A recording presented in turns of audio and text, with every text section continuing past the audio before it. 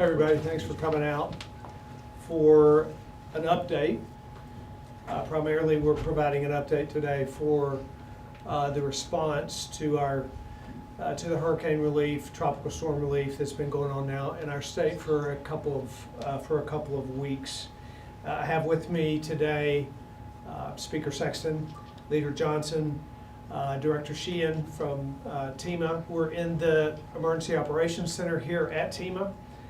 Commissioner Ely with Department of Transportation is here. Director Smith with TennCare is here.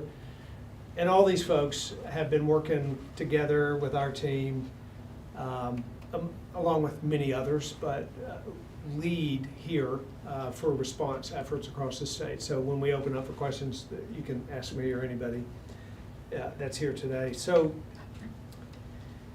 as I said, we want to provide an update.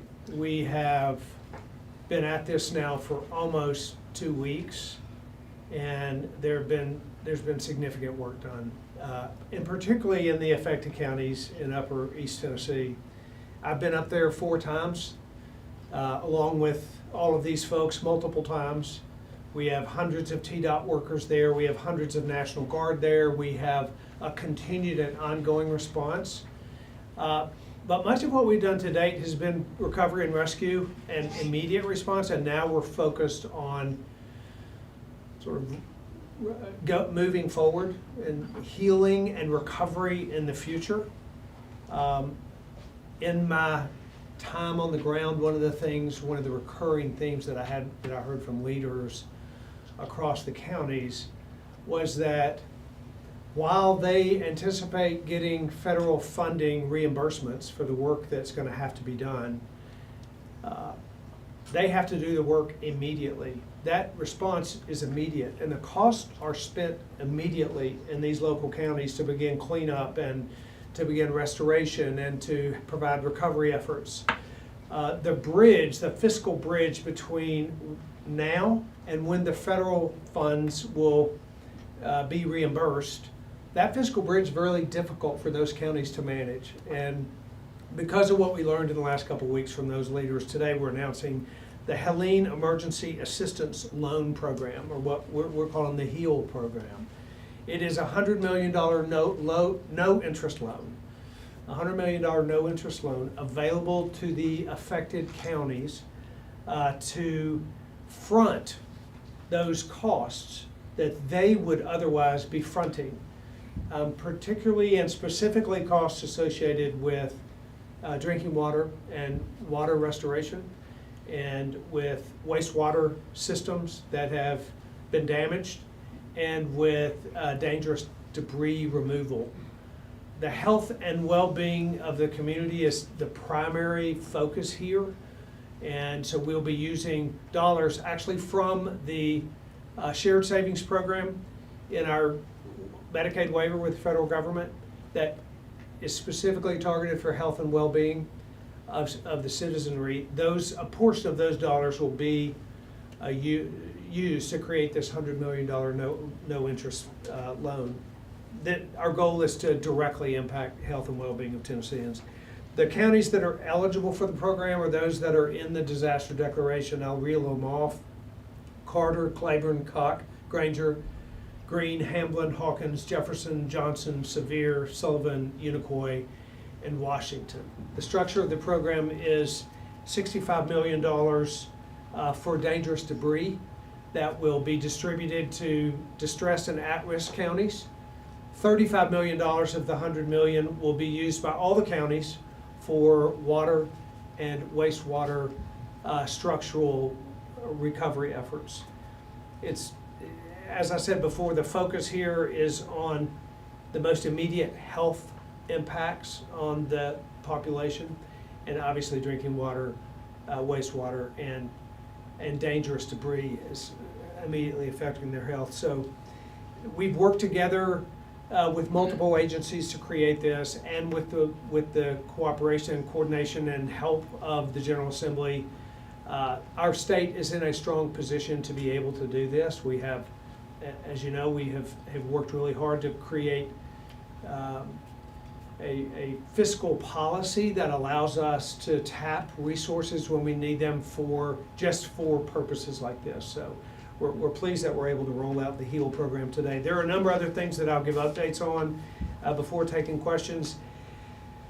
Patrick Sheehan is here with our director of TEMA. TEMA has put in place a multi-agency resource center in 2 different locations in the region.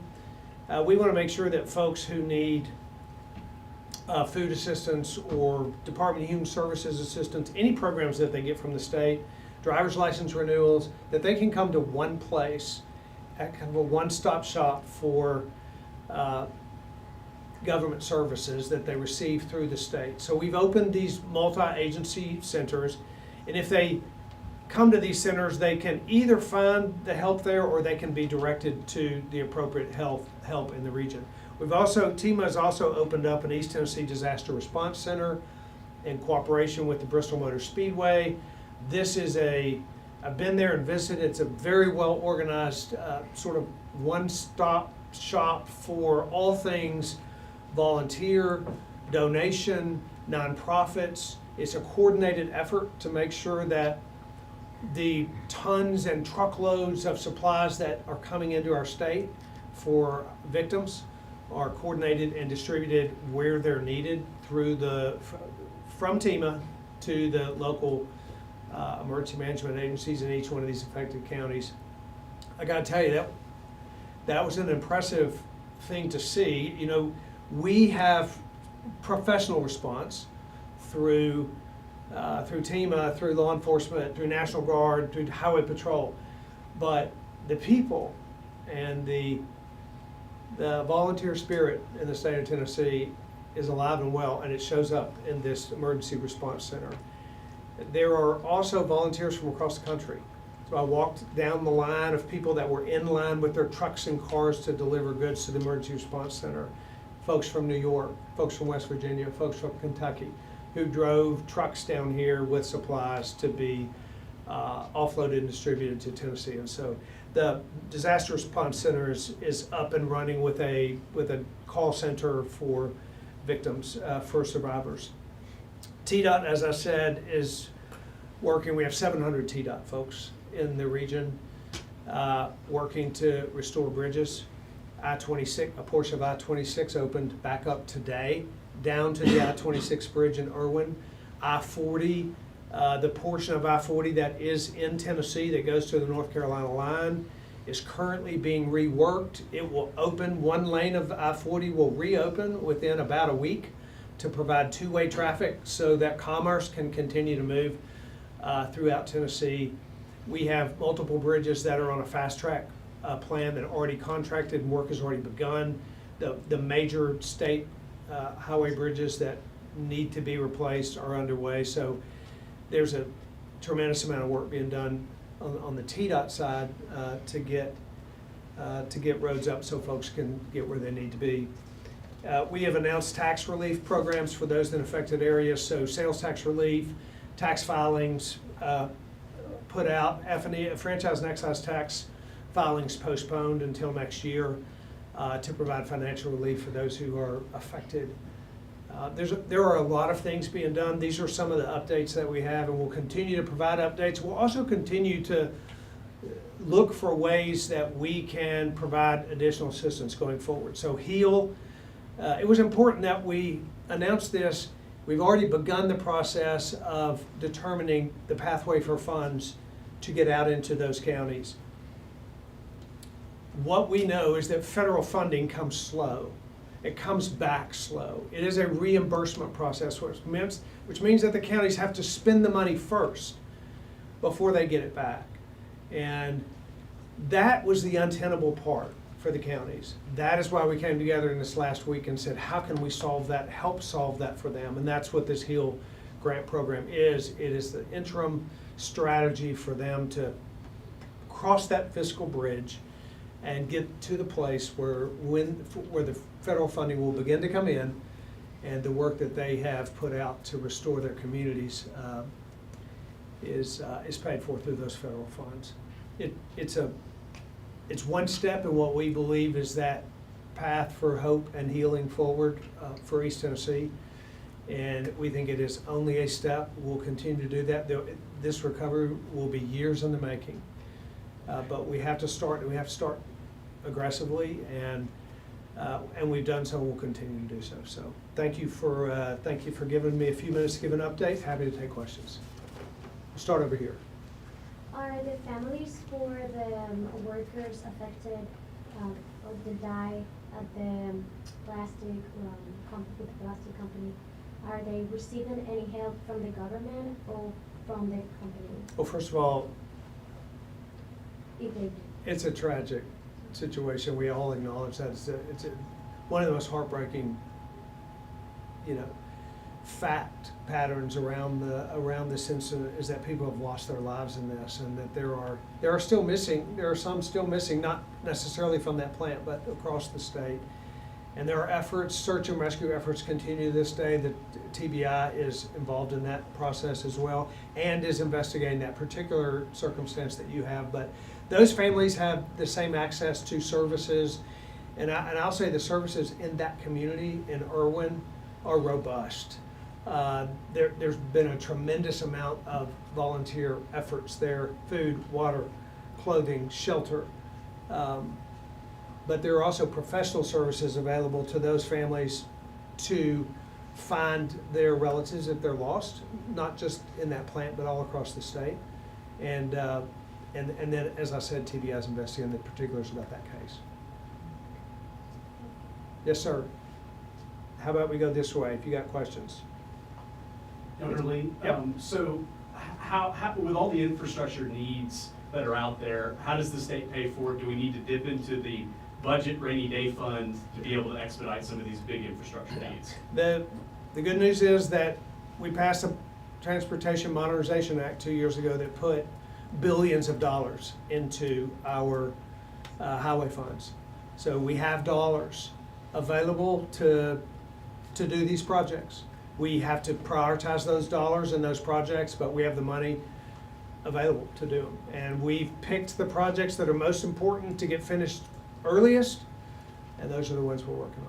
Does that mean some projects already in the pipeline that may have gotten prior approval may be set back now for East Tennessee? Well, actually, what happens for most of these projects is there will be reimbursement dollars available from the federal government to pay for many of these projects. That's what disaster declarations do for you, is they set you up to receive reimbursement dollars. Many of these projects will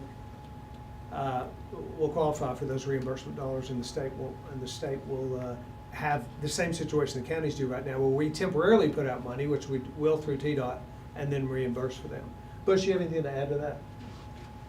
No, That's you said it good. that's You it. said it well. We have the dollars. We should be reimbursed for a large portion of this work, and then we obviously have money to fill that gap.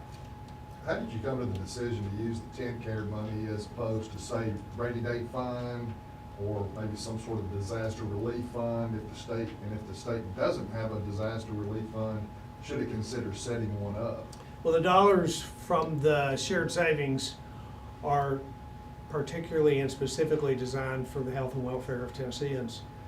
The dollars for this year's savings have not been, the current savings that we anticipate, or that we actually have received for the current year, have not been allocated. That would be coming in the upcoming budget. But these dollars are ours, they're here, they're available, and they're specifically designed to be used for health and welfare. This is clearly a health and welfare issue: clean water, wastewater, sewage treatment. So it was exactly the right dollars to use. Governor, if we're spending future dollars haven't been allocated in that pot of money, how are y'all balancing? Will there be some programs that might have to be dialed back next year as we wait for federal money to come in to get those reimbursements and pay the loans back? How are you balancing different priorities there? That's a really good question. One of the things we've asked ourselves is, we haven't determined what those shared savings dollars would be used for. TennCare has made proposals to us. It's kind of the budget process that we have going forward. we'll look at those proposals and say, should we fund them another way? We do have resources because of our surplus, because of the economy of our state, which is robust, and because of anticipated revenues that outperform expectations. So we have dollars to choose. We have dollars to decide where they're going to be spent, and we'll determine if some of the programs that might have been funded through this shared savings, we may or may not fund them going forward. We also don't know exactly, these dollars will come back to us, and because they're zero interest loans, but they will be repaid when the federal funding comes. The timing of that's unsure, so that'll be part of the calculus of those programs when and if they get funded. And providing those grants, will each county get like a block grant, or counties applying for specific, this is our specific need, we need X amount of money? How will it work? Yeah, I can't speak to the particulars. F&A is actually working out that grant program right now. We do know the general block of dollars, 35 million for the water and sewer, because there's already been some pretty good estimates from the counties themselves that this should cover the bulk of their needs for water and sewer. It could change, but that's how we structured the 35-65. The particulars about how those grants will be, I can't speak to those, but F&A is developing that plan right now, because we need to get the dollars out. Now that we've announced it, we've made the county mayors aware, so they can begin to give us information about how it's needed, how quickly it's needed, what they need most, and it'll allow us to structure those grants. Governor, given the long-term needs for public infrastructure, not just in Northeast Tennessee, but across our state, how could that affect your desire to launch new initiatives next year? For instance, the Universal Voucher Program.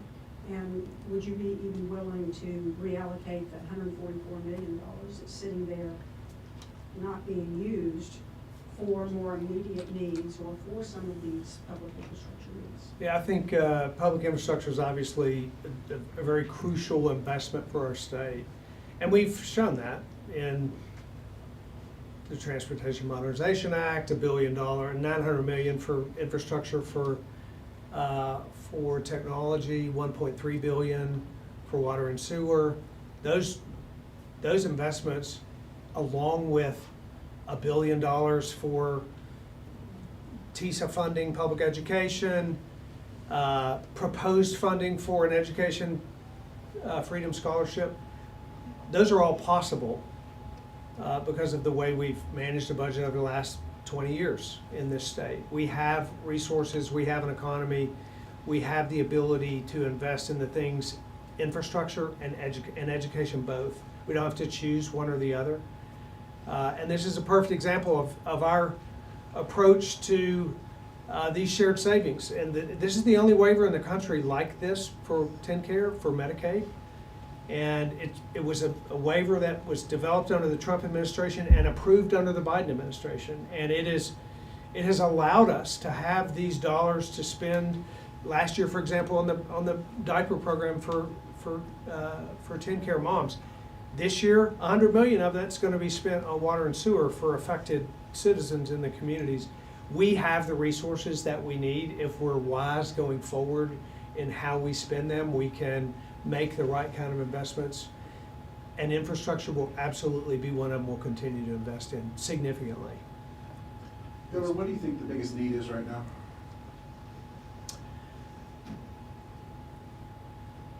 That's a hard question to ask. I think the biggest need is coordination and cooperation. We have so many resources, and by that I mean National Guard, TEMA, local law enforcement, local elected officials, the General Assembly, nonprofits, volunteers, dollars coming in from other states, FEMA. We have multiple pathways to relief.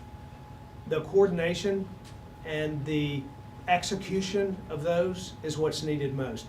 The encouraging thing for me is it's happening in our state. highways are being built, bridges are being restored, people are getting food and water delivered to them when roads are out. There's a lot of work to be done. There's a lot of pain, there's a lot of difficulty, there's been a lot of heartache across our state and frankly across the country and even continuing again in Florida. But what's needed most is efficient response that gets what people need delivered to them when they need it. And that's really the heart behind this HEAL program is. I mean, this literally came from me walking down a ravaged street and a county mayor saying to me, we need to start spending money to clean this up, but we may not be able to make payroll if we have to spend the money on cleanup. It's a very poor county. So we came back and said, how do we solve that problem? And the way we do it, and we creatively called the cabinet together and said, we have to think out of the box. Stephen Smith said, we have these dollars in the shared savings program. They can be used for health and welfare, and that includes water and sewer. And we tried to determine the extent of the immediate need, and we felt like $100 million might be enough to bridge that fiscal gap for them, and that's what we did here. So it's the kind of cooperation, collaboration, efficient and immediate response that people out there that are hurting need. These people have lost everything, many of them. They've lost their family members. They're still looking for their family members. There is a lot of need there. What needs to happen is it needs to be delivered quick. Has the federal government done enough? I mean, we've worked with our partners in the federal government from day one. And I will just say that our goal there is to be a good partner. And Patrick can speak to particulars about FEMA, but we've been focused on FEMA, Department of Transportation, local law enforcement, pulling people together and getting rescue to these folks. This has been for us a survivor-centric response. We've tried to stay focused on the survivors out there, and that's what they are, survivors of whatever they have survived, financial ruin,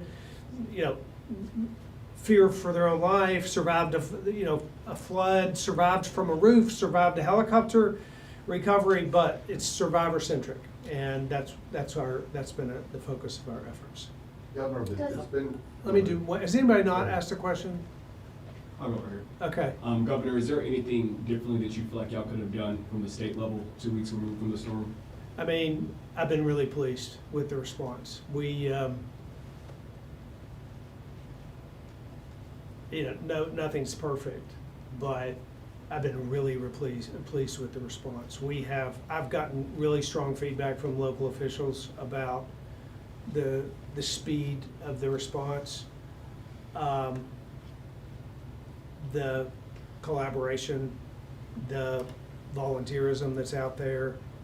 We had some very tragic and heartbreaking loss of life across the state, but we rescued 62 people from the roof of a hospital in what seemed to be an unlikely rescue situation, and that was the effort of a lot of folks that came together in just a very short period of time, and minutes, frankly, to make sure those folks were saved. And there are a lot of stories like that, along with the heartbreaking ones, but I'm very encouraged, very grateful to the hundreds of National Guardsmen that are still out there today ferrying water and food to remote communities, the Highway Patrol, the TDOT workers that have worked day and night. It's been and frankly, the Herculean effort that people spent to actually find the missing in the days right after the flood.